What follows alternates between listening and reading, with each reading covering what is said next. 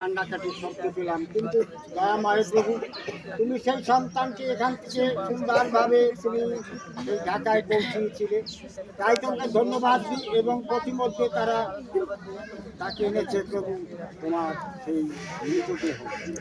দয়া মায়ের প্রভু, তোমার কাছে অনুনয় বিনয় করেছিলাম যেন তুমি তোমার ইচ্ছা মতো তুমি তাকে ব্যবহার করো, আর তোমার ইচ্ছা মতো তুমি তাকে ব্যবহার করেছো, তাই তোমাকে ধন্যবাদ দিই।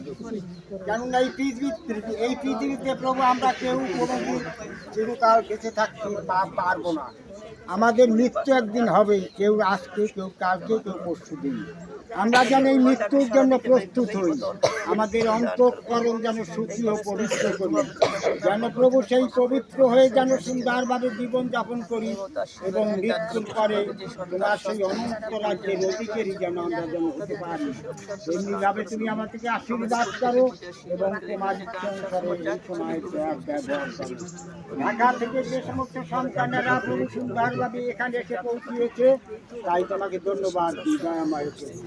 বিনতি করি, নানান জায়গা থেকে অনেক সন্তান প্রভু এই এসেছে, তুমি তাহাদিকে তুমি সুন্দরভাবে এখানে পৌঁছিয়েছো, তাই তোমাকে ধন্যবাদ দিই দয়া মায়ের প্রভু।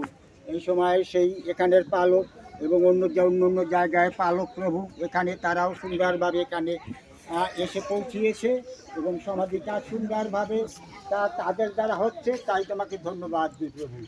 এই সময় অনুনয় করি, বিনয় করি প্রভু, হয়তো আমরা অনেক সন্তান আবার রাত্রে চলে যাব, যেন বা যাবে, তুমি তাদের যার যার জায়গায় সুন্দরভাবে পৌঁছিয়ে দিও, যেন সুন্দরভাবে পৌঁছিয়ে যেন তারা তোমাকে ধন্যবাদ করতে পারে, আশীর্বাদ করো।